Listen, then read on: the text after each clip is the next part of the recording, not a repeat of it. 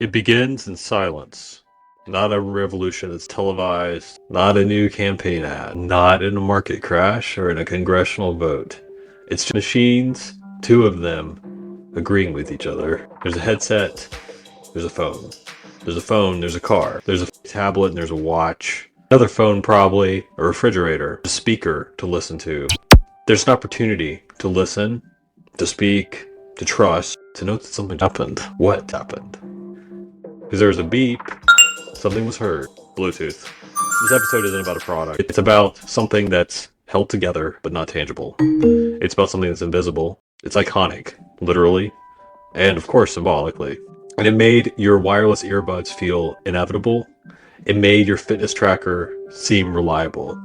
It made the Sony speakers that plays your Spotify or your Pandora playlist sound a little better. This is about a standard that didn't scream in your face for attention, came in the door, and then ended up staying. It became foundational to any device that you use today. It became a part of exchanges of information and connection in between machines in a way that appears seamless.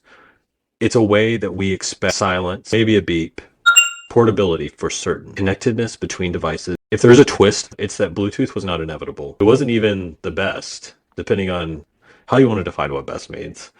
Battery hungry as well. It became a default setting next to in terms of Wi-Fi. I want to unravel a tangle of cords today, a cordless narrative, because sometimes the most consequential decisions happen not because of a performance, not because of a mere number of cords that makes it into the wall. Today, I want to talk about how Bluetooth became a standard, how it became a protocol, what it revealed about the infrastructure of the internet, and how it whispered soft power. We're going to look at the early contenders first in the race to connect devices without cables, and consider why Bluetooth was less about speed and less about lower usage, and it was more about the connection and the portability. I want to be candid with you. Bluetooth is not a product.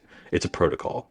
It's an agreement that is enshrined in silicone, and it became the standard board of anything that you were syncing in your mobile digital device universe. AirPods that I put in this Fitbit tracker that I took on my run, the speaker that's downstairs playing some music, Spotify or Pandora or any other music app or podcast, maybe even the podcast Decisions at the Fulcrum. Bluetooth started in the late 1990s when tangled wires still ruled the roost, that it didn't feel like it belonged in. This was a time when things like infrared blinked, literally, and when something called Zigbee was dreaming. Wi-Fi also had not calmed down and become usable enough to be a standard protocol. It was getting there, along with Bluetooth. What's so interesting about Bluetooth is that people didn't adopt it because it was loved.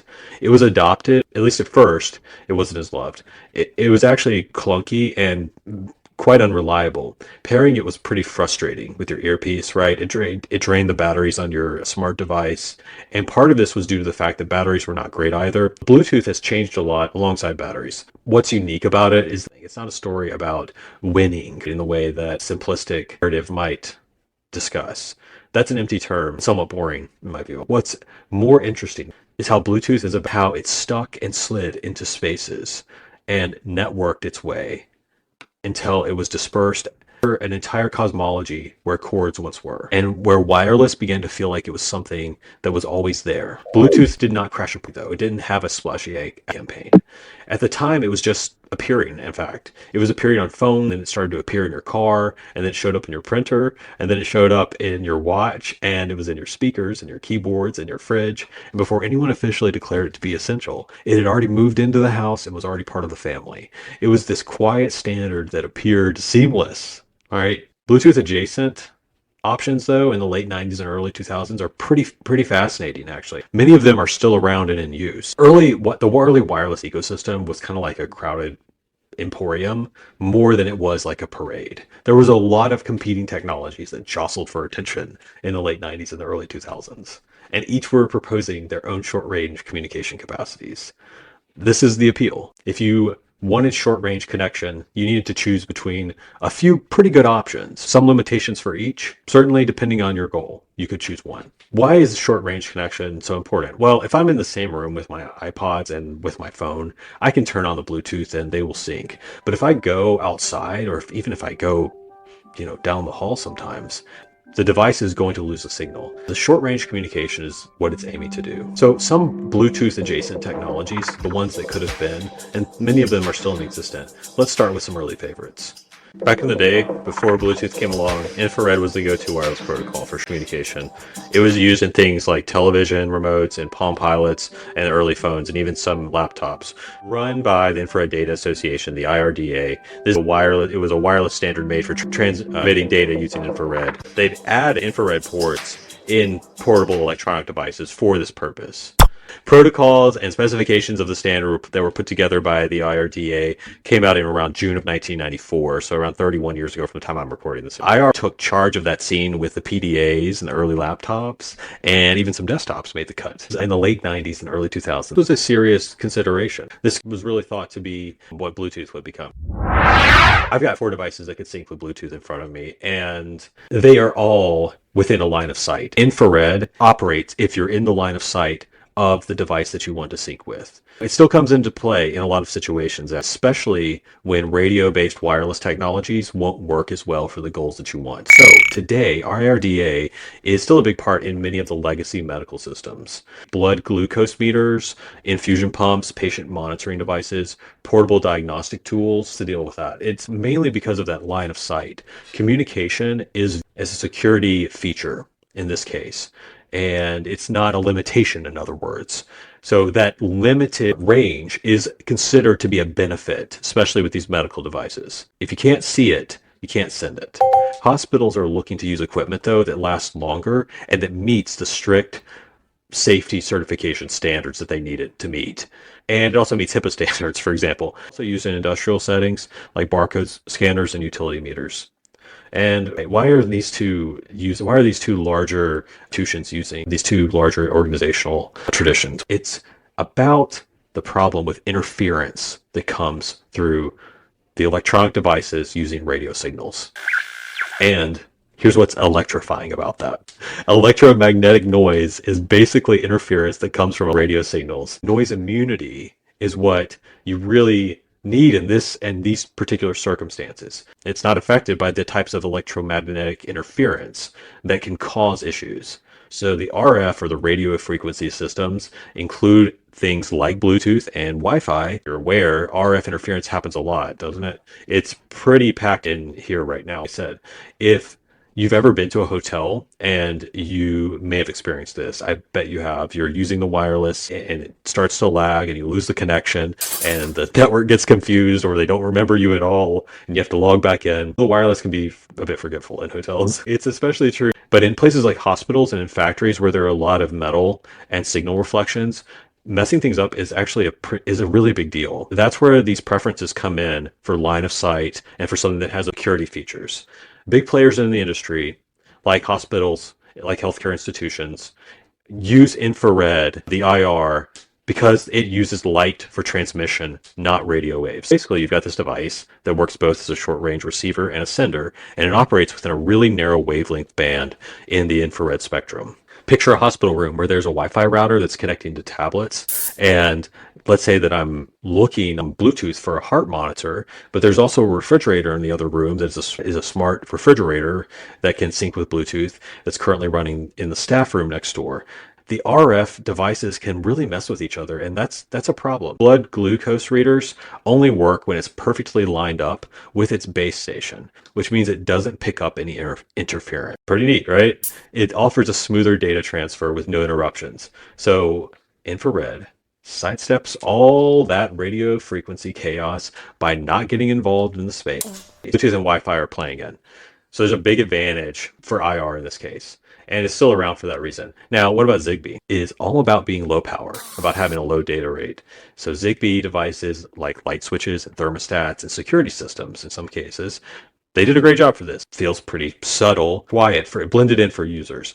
Bluetooth took off because it had just a personal touch. It was going to your everyday. Zigbee is used in the Internet of Things, more of the thermostats and the door locks and the light bulb. And it really shines when it comes to home automation to some extent.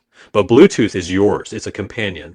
It's for people who are mobile, and things like thermostats and doors are fixed. They're set in. Bluetooth acts like an extension of the smart mobile setup. It's being paired with things that are more interactive. So Zigbee, think about Zigbee being pretty low on the interactivity scale.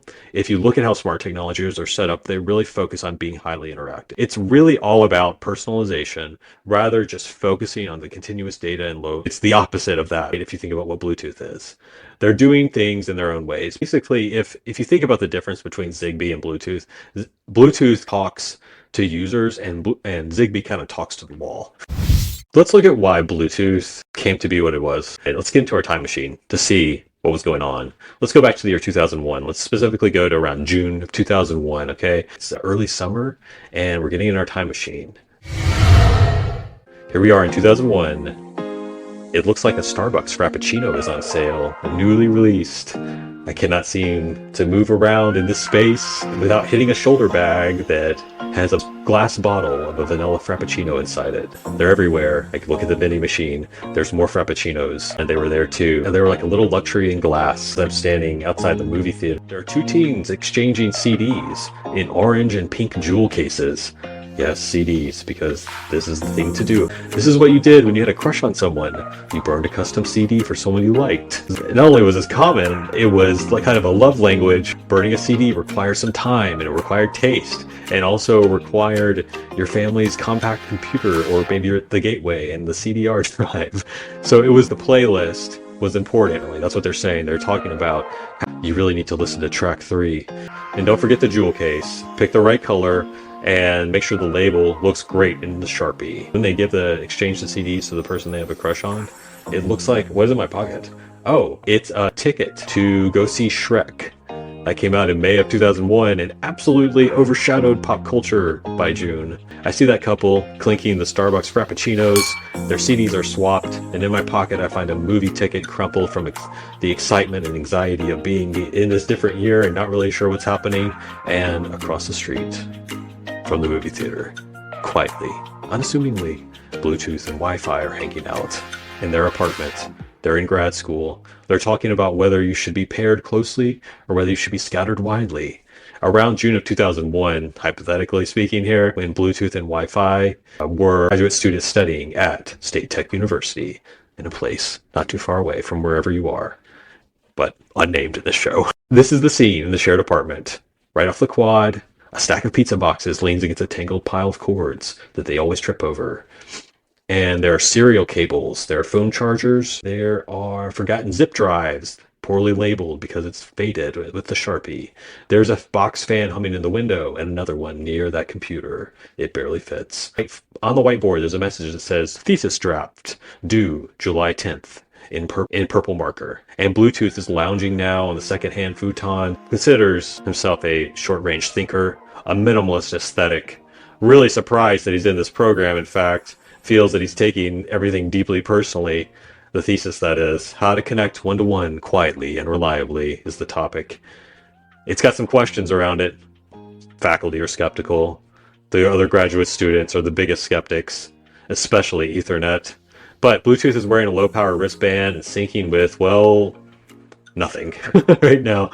And the roommate, Wi-Fi, a really cool new idea, big thinker, caffeine in hand, any kind of caffeine, a little messier, broad-minded. Her thesis, how a campus can be built without wires. Reading every RFC twice and keeps drawing the same scene, something that's IEEE 802.11b. They really get each other, though. Wi-Fi says Bluetooth needs to think bigger. Bluetooth says Wi-Fi doesn't get the importance of being close and what it means to pair. But they agree on one thing. They agree that the cords must go. Every time they try to leave the apartment, they end up tripping over the same knot of adapters, the dongles, the clamshell phone chargers, this metaphor and reality all at once, the chaos of connectors, the shared nemesis of both. This is what they share together. They're not flashy. They're not what Ethernet is. They don't have a pedigree of IRDA. They're not Palm, right? They're not in a Palm Pilot. No one really seems to understand them. But they feel quietly more powerful than they're seen, and mostly misunderstood, though. Professors and pretty much all the graduate students are dismissing them. They're not going anywhere, they say, although secretly they're like, hey, let's try this, but don't tell Ethernet. They're slow, they're glitchy at the time, but they can feel it. Something's coming. Bluetooth has just tried to sync with Palm, and it did not happen. Palm starts laughing. So they don't enter with a bang, in other words. This is not about winning. It's basically these roommates, basically a sense of coexistence, knowing that if they stay, then eventually they might catch on. It's the quiet negotiation that happens between people or ideas that want to make a difference but aren't arriving just yet. They were interdependent. They came up at the same time, and their narratives do correlate along that chronological timeline of the early to mid 2000s. They're basically writing a syllabus for the next 20 years of connectivity, though. They didn't even know it. RFC stands for Request for Comments. It's not a suggestion box. It's the formal way internet protocols are documented, proposed, and agreed upon. Think of them like scholarly articles for the internet's infrastructure. And this is how to understand how the HTTP and Bluetooth pairing protocols and email behave. IEEE is the Institute of Electrical and Electronics Engineers, of individuals that sets a lot of technical standards for things that you use every day, like USB and Wi-Fi and Bluetooth. And 802.11 is a family of wireless networking standards that your wireless network comes from. Your Wi-Fi name, Wi-Fight, the feeling, or the Fibonacci Fi, or the Secret Service Wi-Fi command, or data extraction unit, the AI surveillance terminal. Maybe any of these that you're logging into. Keep going. Homeland Security Wi-Fi bus. Okay, so any of these, they're really important to understand this 802.11. 802.11b was the version that was first released in 1999. It made wireless internet in homes and coffee shops not only possible, but finally usable at speeds of a PS, slow by today's standards, but revolutionary at the time.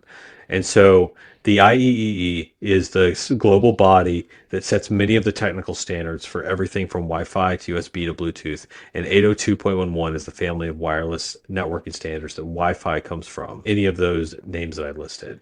So when Wi-Fi is saying that they're reading the RFDs, she's saying basically that she's memorized the scrolls of the internet's secret architecture and is clutching that first sacred draft of Wi-Fi like a bedtime story. Wi-Fi and Bluetooth specifically are not really stars of the department. A lot of people in the research lab at this state tech university are fawning over Ethernet, the smug overachiever who's gossiping behind everyone's back but pretends to be their friend.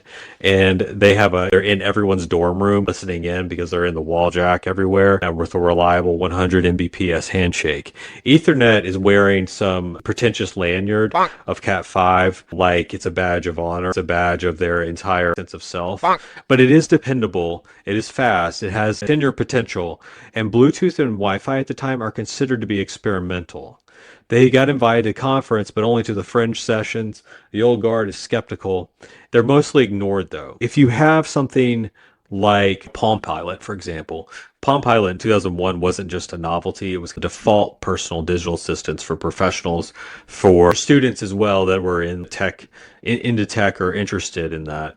Palm Pilot filled a niche that could hold your calendar contacts to do this and some basic apps. People used that stylus to tap through menus or to scribble notes in the graffiti, which was Palm, a shorthand script. The Palm 3, the Palm 5, the M500 series were everywhere in offices and airports. And some even had the infrared ports, allowing you to sort of beam your contacts' info into memos from one palm to another. This was the early airdrop. Basically, kind of like a Star Trek airdrop.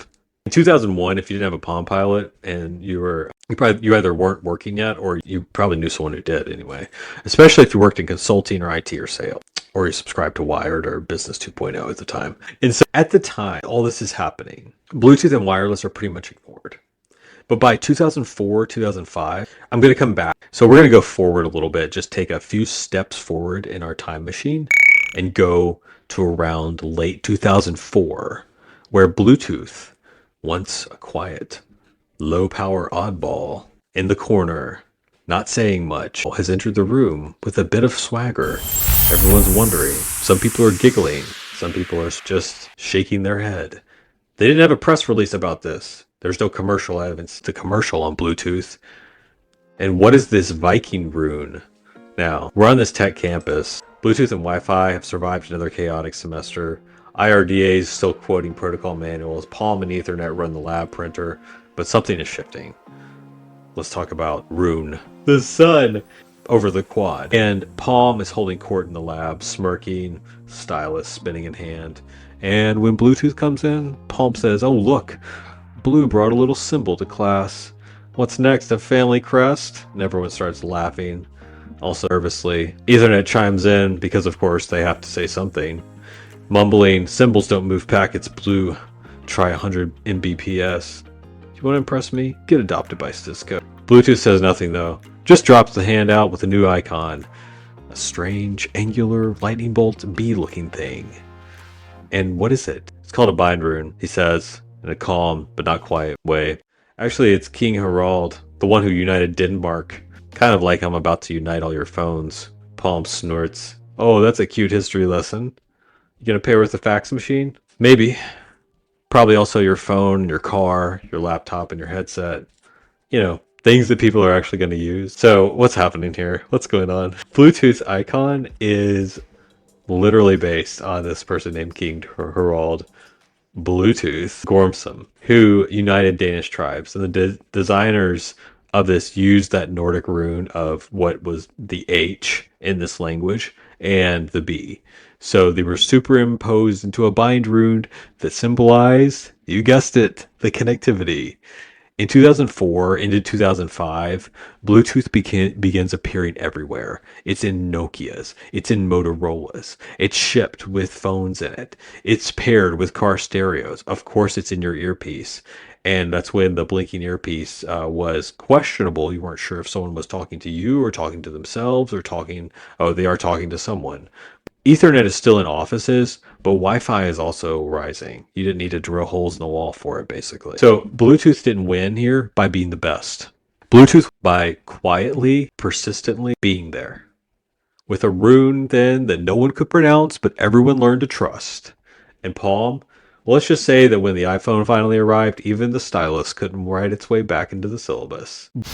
Bluetooth's biggest advantage, though, wasn't the technical perfection. It was actually the compatibility that it could have. There's no need for big antennas. There's no need for bulky ports. It could be embedded into tiny chips that fit into a flip phones. Things like hands-free headsets for calls, contact syncing, and eventually tethering and then music streaming after 2003 were tasks where perfection wasn't necessarily the goal, but convenience was, scale was. And people tolerated some issues with it because they were really trying to untangle themselves from all of those cords. So Bluetooth also wasn't owned by one company. It was governed by the Bluetooth Special Interest Group, founded by Ericsson, IBM, Intel, Nokia, and Toshiba in the late 1990s. And that meant it could be licensed and adopted across hardware makers.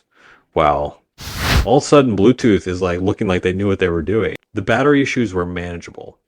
Early phones had really poor battery life, so users expected delays in charging, and the bar was maybe low, but the newer Bluetooth versions later on reduced those power standards like profiles like Bluetooth Low Energy, later introduced in the 4.0 version. Security was then also contained. In hindsight, it was kind of a classic adoption by inertia. Users didn't demand it, but once the feature was bundled in, they did find it maybe even charming, but certainly convenient.